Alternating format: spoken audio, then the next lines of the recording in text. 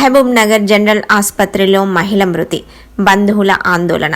ప్రసవం అనంతరం మహిళ మృతి చెందిన ఘటన నేడు మహబూబ్ నగర్ జిల్లా కేంద్రంలో జరిగింది. స్థానికుల సమాచారం ప్రకారం గండీడ్ మండలం అసిరెడ్డిపల్లికి చెందిన రజిత జిల్లా ప్రభుత్వ ఆసుపత్రిలో ప్రసవించింది. అనంతరం ఆమె మృతి చెందింది. డాక్టర్ల నిర్లక్ష్యంతోనే చనిపోయిందని మృతురాలి బంధువులు ఆందోళన చేపట్టారు.